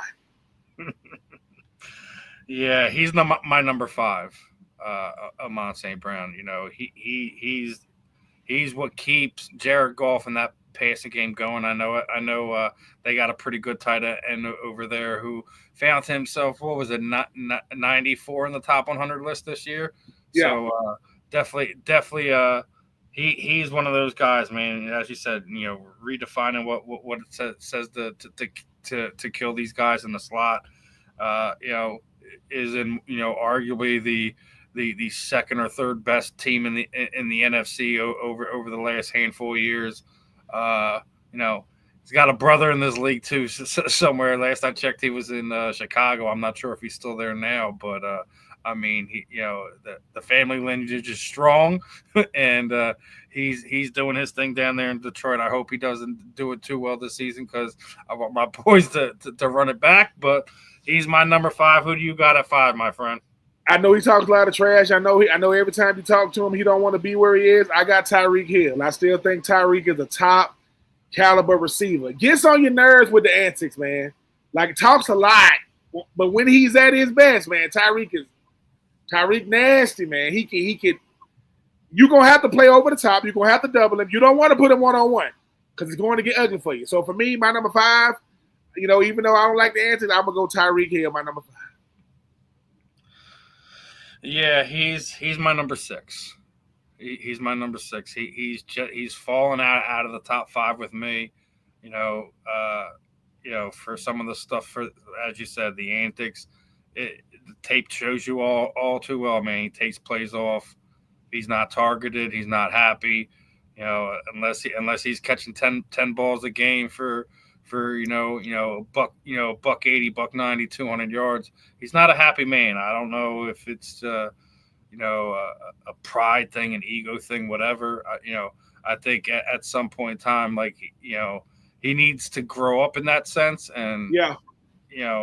It's hard to try to tell a high level athlete of that nature that they need to come back down to earth a little bit and be more about the team. Like he's got all the other accolades, man. It's rough. And another thing, like as you're saying, he's not happy where he was.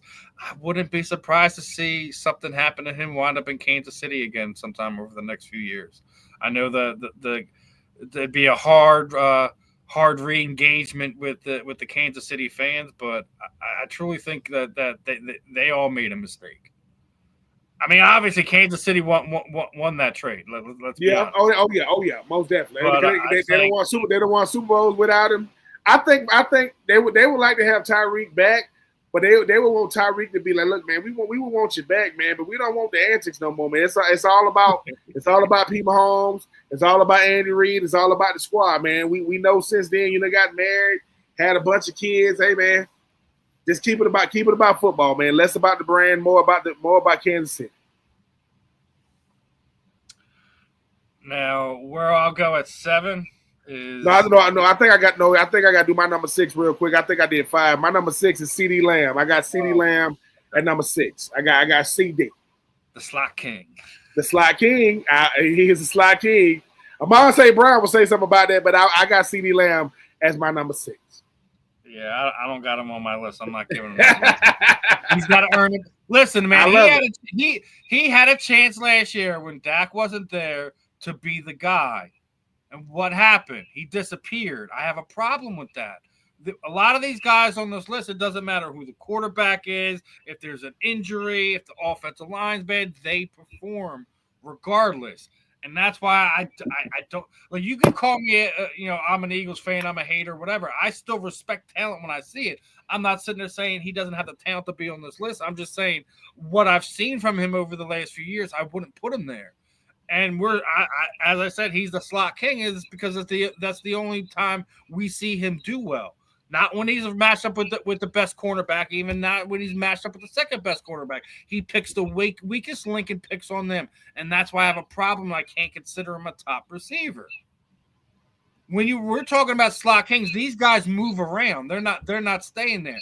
He stays in the slot, and that's where he gets most of his numbers. Is why I refer to him in that nature. So he non-spoiler alert, he's not in my top 10. But I respect it. Now, my 7 is a guy who's moved around a little bit. He's been in a couple places the last few years. Just signed a deal with the Los Angeles Rams, Mr. Davante Adams. I think he's going to do wonders down there. Him and Puka Nacua are going to tear up shop and keep the back end of Matt Stafford's career prosperous. Hopefully that offensive line keeps him upright and. I think that's a scary duo down there in LA. I like Davante Adams. I like Puka Nacua. I think Puka can play anywhere, run anywhere. He hurts you in so many different ways. But Davante Adams is a supreme athlete. He's another one of these guys that can just play you all over the field. So it's going to be interesting to see how he plays in the Sean McVay system. So I'm interested to see that. Obviously, as an Eagles fan, terrified of that because you could slow down a Cooper Kupp at times. You can scheme away a Puka Nacua at a time. Davante Adams can catch any type of ball, man. No, I mean, listen, I like your number 7, but I'm gonna go with this team, man. I got Puka at number 7 for everything you just said. I mean, Puka is the reason why Cooper Kupp is out of town. Puka is a guy that since he came, he only been in the league 2 years, will catch everything. I mean, not a burner, right? Not a burner, but just know how to get open. When you need a big play, whether that's going down the seam, running in between the numbers, in between the hash, Puka has gelled extremely well in that Sean McVay system. And Matthew Stafford loves him. My number 7, Puka Nacua, for everything I said, everything you said. Mm-hmm. Now, as we're getting into it, number 8, I'm coming back to Philadelphia, Slim Reaper. He is the best number 2 in football. If A.J. Brown wasn't there, he would absolutely be number 1.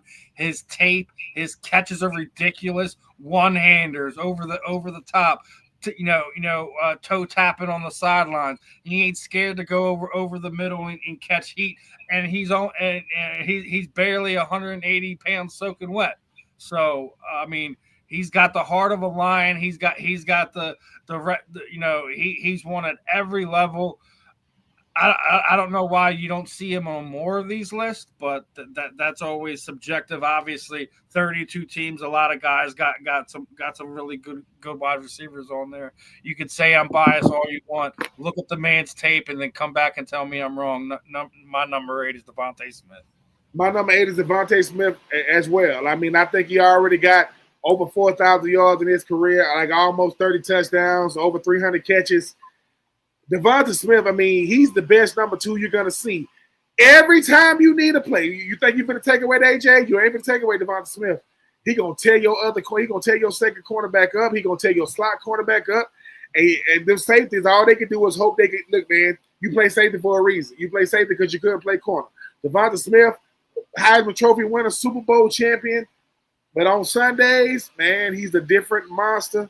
People say, can a dude at his size dominate in the NFL? The answer is yes, yes, and yes. Devonta Smith, my number 8 receiver in the league. And my number 9 was your one before, Mr. Puka Nacua.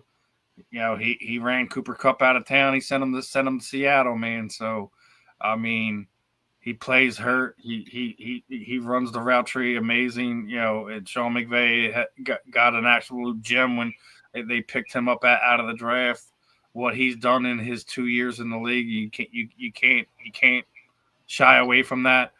You know, if he was in the league a little bit longer, maybe you might see him a little bit higher on the list. But you know, my number 9 is Puka. Who do you got at 9, brother? My number 9 is Scary Terry, and boy, Scary Terry coming now. I mean, and listen, Jaden Daniels said I need a number 1. They said, you got Scary Terry McLaurin. And I got another guy coming out of Ohio State, even though he's been in the league a little longer now. I just like the way Scary Terry plays football. He plays mean. He plays nasty, but the guy just knows how to go out there and get it done. Love Scary Terry's game. He's looking for a new contract. I think he's going to get it, and I think Jaden Daniels is going to help him get it. My number 9 receiver, Scary Terry McLaurin. And my number 10, I'm going oddly on here. You know, I think he don't get enough love. Mr. DJ Moore down there in Chicago, you know, was a number 1 overall pick in 2024.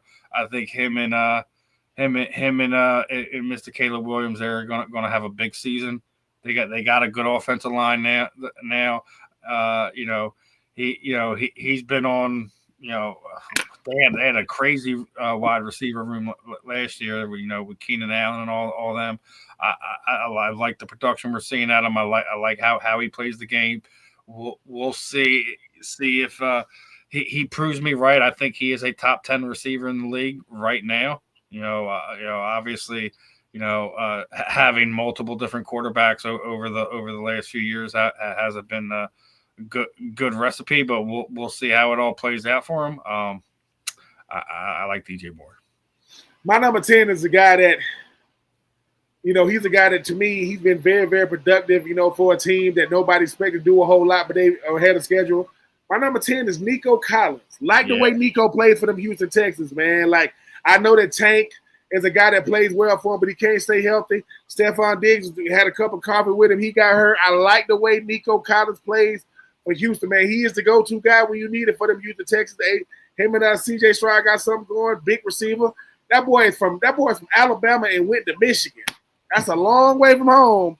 But, yeah, man, been really, really productive. Give me Nico Collins, my top, rounding out my number 10, rounding out the top 10 for my top 10 receivers in the league. Yeah. Nico, Brandon Ayuk, Mike Evans, and CeeDee Lamb are kind of like my tweeners in that area. But listen, I think DJ ain't getting the love. I do like Nico. I think he's not getting his love there. He was behind Stephon Diggs for the last few years. Stephon's now down there in New England, so we'll see if his star really shines this year with CJ Stroud.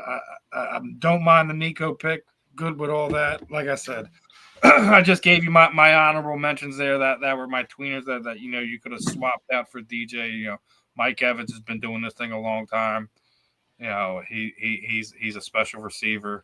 Brandon Ayuk don't get the love that he should. Everyone's talking about the contract, the injury. He's got Brock Purdy there now. We're going to see if that duo is really meant to be what it is now that Debo is a Washington Commander. So there's a lot of variables with some of these other guys, and we'll see how the season plays out and see if we still feel the same way about this guy and these guys in this list as we get to the end of the 2025 season. But I think for the most part we're all kind of in agreement with the good. Oh yeah. Brian Thomas Jr. and Malik Neighbors are my honorable mentions. I know they was rookies last year, but they coming. Brian Thomas Jr. being the better of the two, even though Malik Neighbors is nasty up there with the New York Football Giants. Malik is the better talent, but he's on the worst team. Yeah, I can agree with that. But hey, man, we'll see. I like Devon. Listen. I'm always showing love. To my Devontae Adams, Mike Evans, the two old vets still finding a way to get it done. I know Cooper Kupp is going to prove to the world, hey man, I'm still in the National Football League, and I'm going to try to go and prove myself again. But yeah, I mean, I'm looking. And this is my homer pick. I know that people don't like it, but Drake London is a top 15 receiver. The top 100 list. Yeah, man, top 15 receiver in my book, 1,300 yards last year. And had Kirk Cousins throwing in the ball. Kirk Cousins. So yeah, like. Yeah, I think we touched on a little bit of everything. One of the last ones I'm going to do is a topic that the team typically runs here on there is what's going on in your town, brother.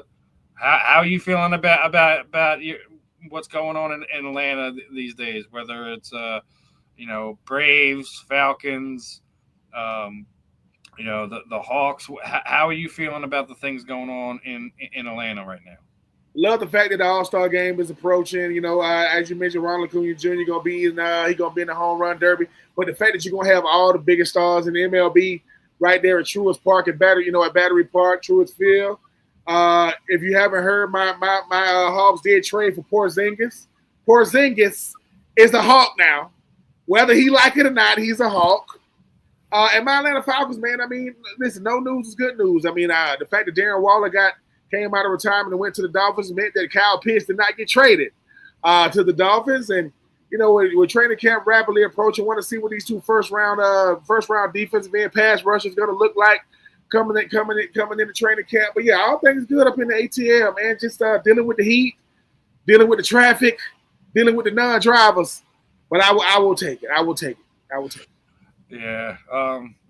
My Phillies are at the top of the NL East right now, so I don't got any complaints there. Obviously, I do feel that if they me and Pat Combs were talking about this earlier this week, if they make it through July, they're either still at the top of the NL East and or within a few games. I think it's theirs for the taking. Me and you both talk about this. We already know what's going to happen down the stretch. The Mets going to Met. Yep. Right? Yep. Now, obviously, last year, the Phillies fell to the Mets in the playoffs with batsmen cold, things of that nature. I do think we have the best pitching staff, starting pitching staff in baseball. I think if they're able to add, a bat in the outfield, whether it be, center, left, right, whatever, I would not like to see Nick Castellanos move. I think that, maybe doesn't have the greatest bat, maybe not the fastest guy or the best glove, but I think what he adds to the clubhouse otherwise, I wouldn't want to see him move. Center field is the way to go. I think there's guys available for the Phillies to be able to do that when the trade deadline hits us within the few weeks.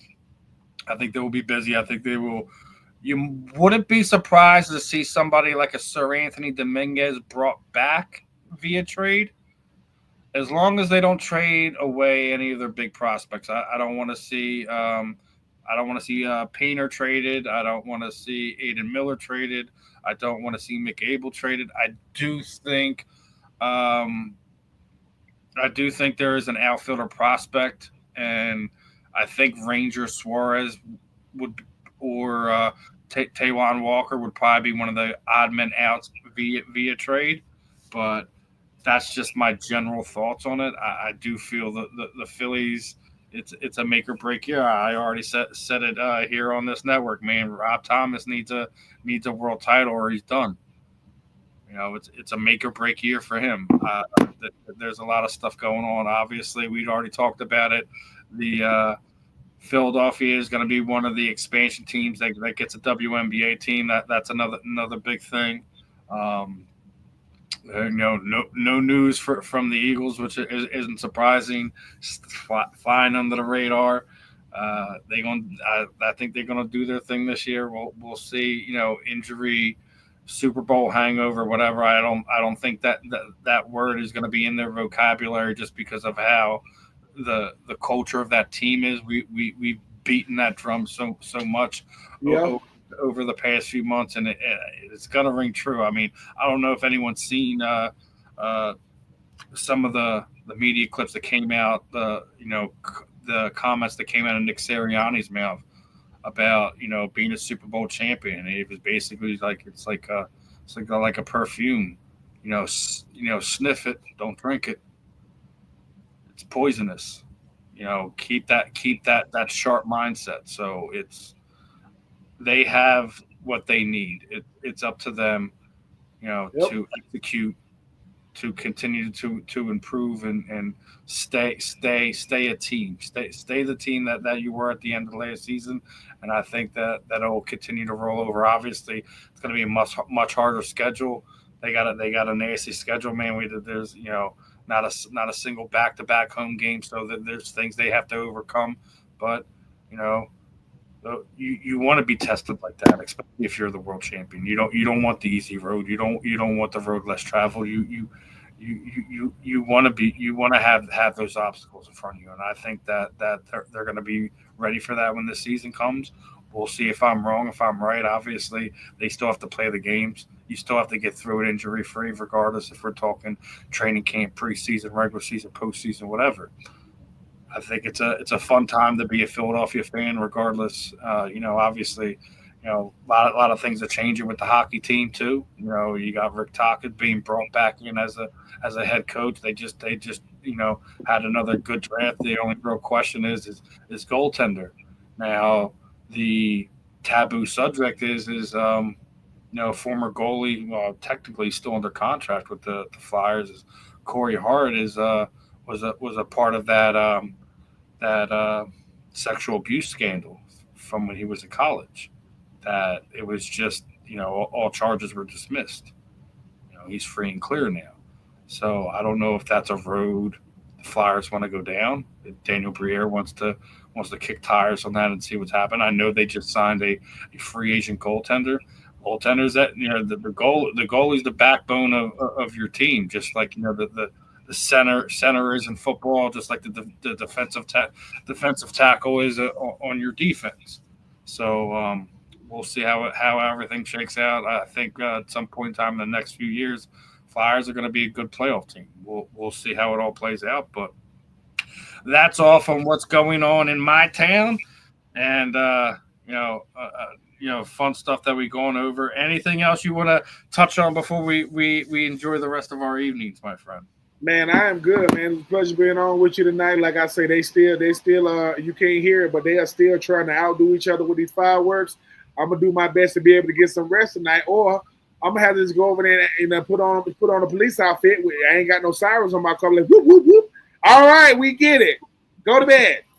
Go to bed. It's only 11:30 now, so I would have to say if they're still doing this, an hour and a half, 2 hours from now, I give you full permission to put boots and asses and do what you got to do to kind of get things the way you need to get it, my friend. Other than that, another fun one in the books. Here for Fire Up tonight. It was a good one, 4th of July edition. We had looks like 65 plus members watching us tonight. Appreciate everyone taking time away from their 4th of July to show us some love here on the South Florida Tribune Media Network. Guys, make sure you're staying locked in. Like, share, subscribe. Facebook, Instagram, X, YouTube, whatever your social media platform preferred poison is. And we're going to continue to have fun here. Scott and Kane will be back starting Monday, and we get to have some more fun with our team back as being whole. Other than that, I'm Steve. He's Ben. There's another episode of Fired Up. We'll see you guys next week, guys. Peace out.